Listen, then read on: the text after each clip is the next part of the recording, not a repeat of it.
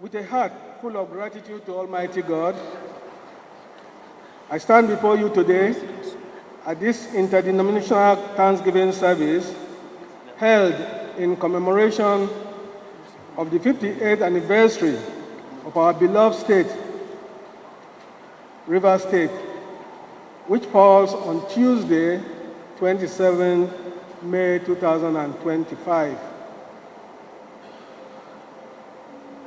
About 58 years ago, in 1967, Rivers State was born, a beacon of hope, unity, and purposeful development for its people.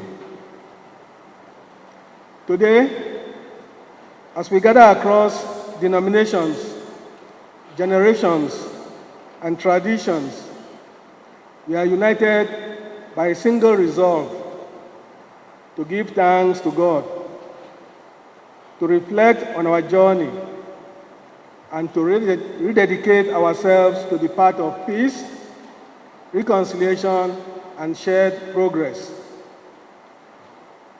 First and foremost, we return all glory to the Almighty for His enduring grace and steadfast love over Rivers State.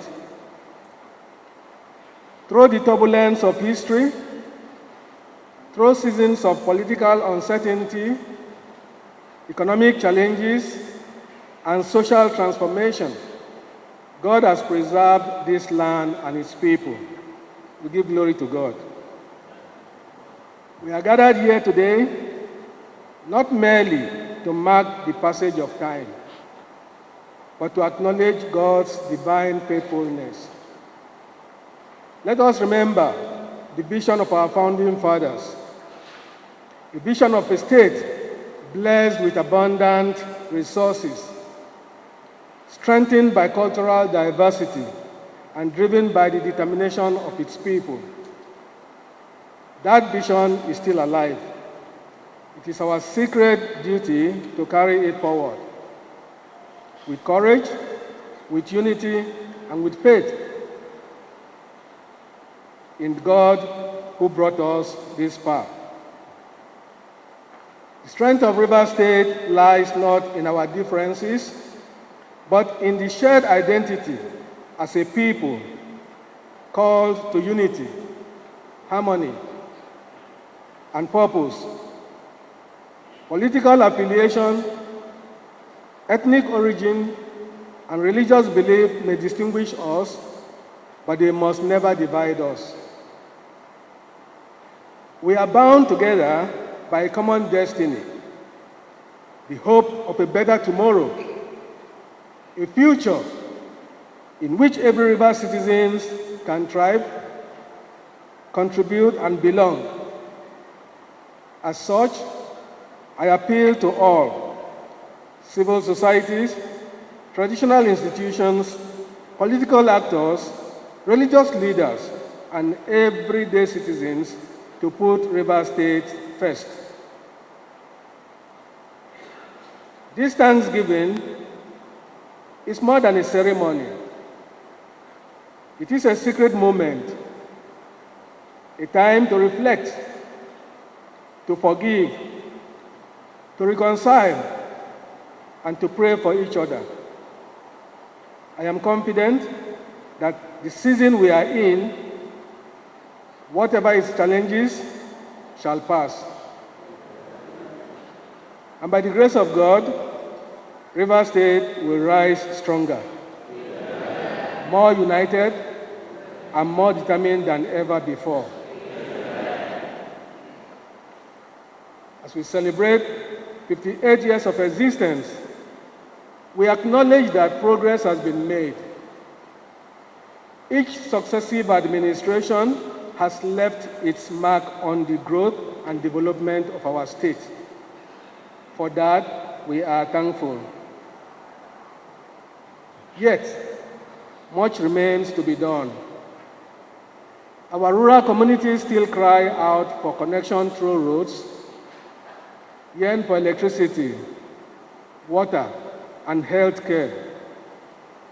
Our children deserve quality education in safe, well-resourced schools. Our young people must be equipped with the skills and opportunities they need to shape their own destinies. Our public institutions must be transparent, accountable, and responsive to the needs of the people. Development must not be a privilege for few. It must be a shared experience felt in every ward, village, and local government. That is the standard we must strive for and the vision we must uphold. To our respected religious leaders, you have been entrusted with a sacred responsibility. You are not only shepherds of faith, you are also builders of peace and defenders of truth. You have the ears of the people and the mandate of heaven. Your prayers, teachings, and moral guidance shape the values of our society and influence the direction of our state. I urge you to continue preaching a message of love, unity, and integrity, and hope. Let your pulpits be altars of healing,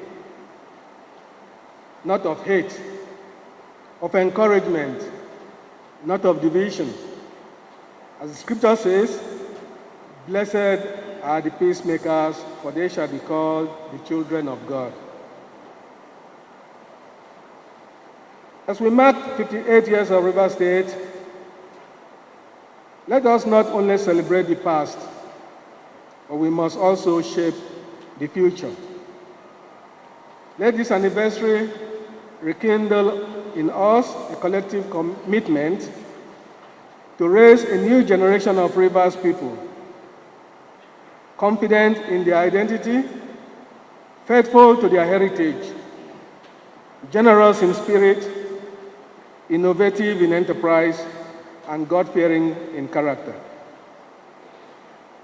The story of Rivers State is still being written.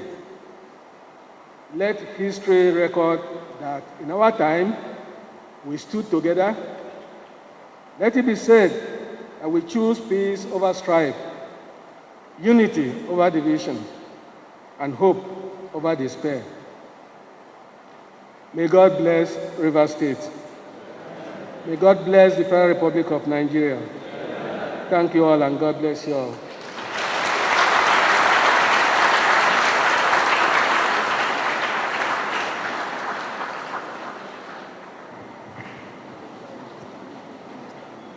Praise the Lord. Unto the Lord, all ye lands, serve the Lord with gladness. Come before his presence with singing. With singing. Know ye that the Lord, he is God.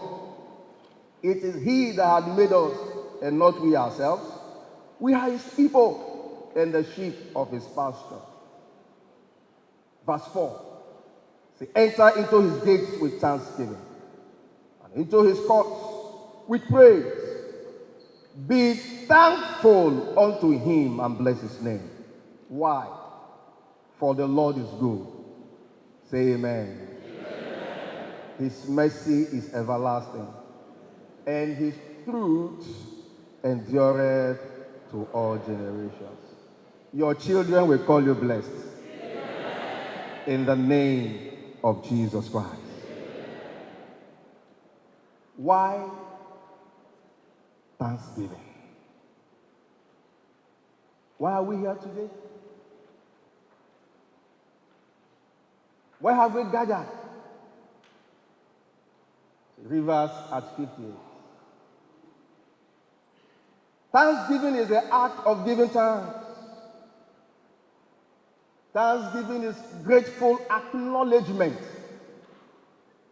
of the goodness and the benefits of God towards man. An ungrateful man is a wicked person. When you say thank you, you are saying, I appreciate your mercy over my life. As a husband, you come home, your wife rallies around, prepare the meal for you. After eating, say, honey, thank you. It's a sign of appreciation. Yes, you may have provided the money, but she took time to prepare that delicious meal you enjoyed. Your children come back home with good results. Tell them thank you. That your school fee was not in vain. I hope you know there are people that have gone to school and came back with nothing. 4 years wasted in the university, nothing to show they ever entered the classroom. So when your own come back with a result, even if it's 2-2, say thank you.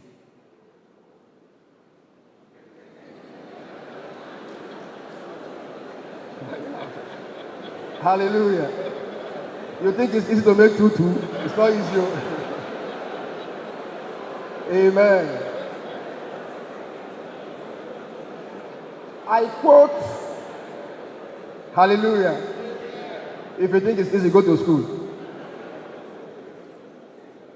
I quote Frank A. Clark, and he said, if a fellow is not thankful for what he's got, he's not likely to be thankful for what he's going to get.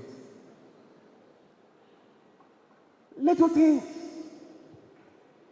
Your helper at home brings something for you. Thank you. That your cook. People living with you, your driver. Tell them thank you. It's a sign of appreciation. You can never sink if you're grateful. You will never depreciate in life when you are ever thanking God. And I'm grateful to the leadership of this house for putting this program together to say to our Father, we are grateful. Just lift your right hand and say, Father, we are grateful. So why thanksgiving? Number one, thanksgiving is a command from the Almighty God. In verse 4, where we read, Psalm 100, it says, enter into his gates. How? With thanksgiving. The gate is the entry point into any environment. Your blessing may be locked in there. If you don't have access to that place, you may never encounter your blessing. So when you enter with thanksgiving, You are saying, I am grateful. Whatever is there for me, I am grateful. Whatever you're giving to me, I am grateful. It's not a negotiation. It's say, enter into his gates with thanksgiving. And then into his courts, how? With praise. I was watching when the praise and worship was going on. People were just like, learn to praise God. There are certain battles prayer may not solve. Praise will answer. So it's a command. In 1 Thessalonians chapter 5 and verse 18. 1 Thessalonians 5:18. The Bible commands that in everything we give thanks. For it is the will of God in Christ Jesus concerning us. So we give thanks for the good. We give thanks for the bad. We also give thanks for the ugly. Why? God has control. Men and brethren, all you know is what you have now. You don't know what is waiting for you outside here. But when you say thank you to the one that knows the end from the beginning, lines will fall to you in pleasant places. And so I appreciate you for coming this morning to say thank you to God on behalf of River State. Why are we thankful to God? Point number 2, to acknowledge God's goodness, to acknowledge his generosity and his blessing over us as a state. I know a few persons that live outside this state, they call us. They say, how are you managing the River State? I think we are doing well. We are doing just well. Forget what we hear in the news. River State is doing well. Do I have a witness? If we're not doing well, you will not be here this morning. It is well with our souls. And I know we will take our place in the League of States. Why are we thankful? Number 3, to acknowledge and declare that God is our helper and our source. A man who refuses to acknowledge his source will dry up with time. No matter how big a tree may be, there is something feeding it from its foundation. Eyes may not see it.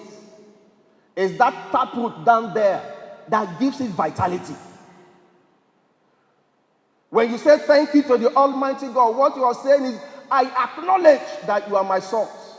It's not your connection. If I check your logbook, some of us have more than 300 names. Throughout this year, how many of those persons have called you? Some only call you at the end of the month because they want to make a demand.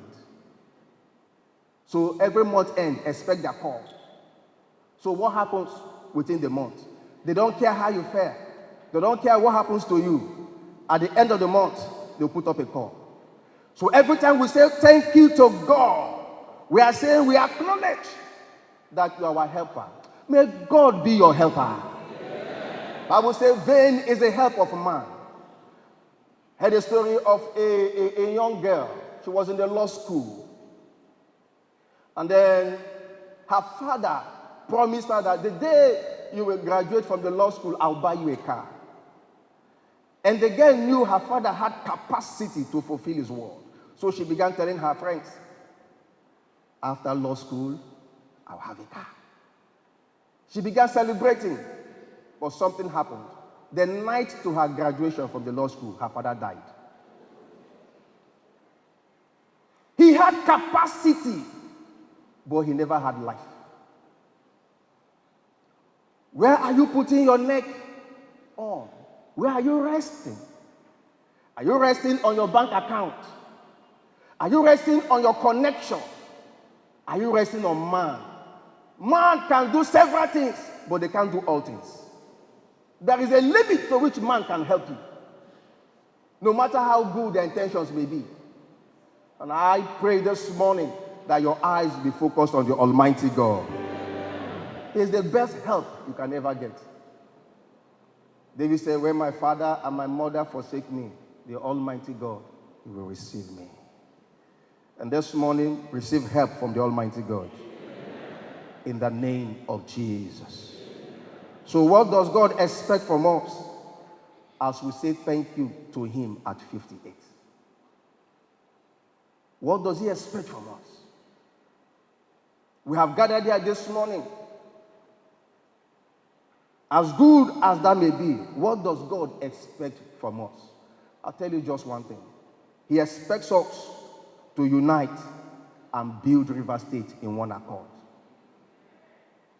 There is nothing we can get in being scattered. Our resources are going. Investments are not coming in. Let's not deceive ourselves.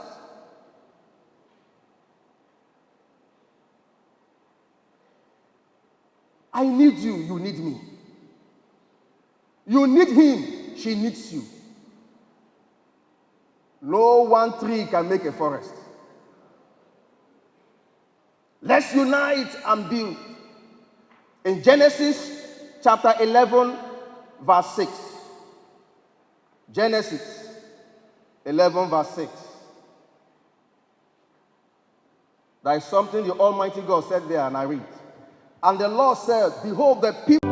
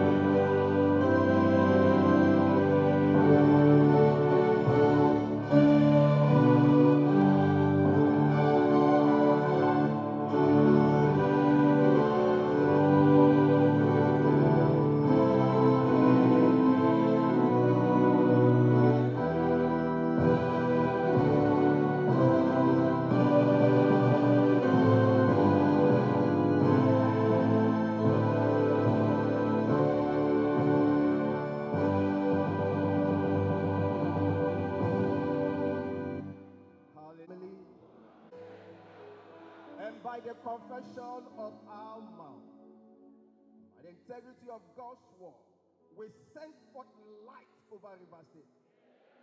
Darkness, go in the name of Jesus.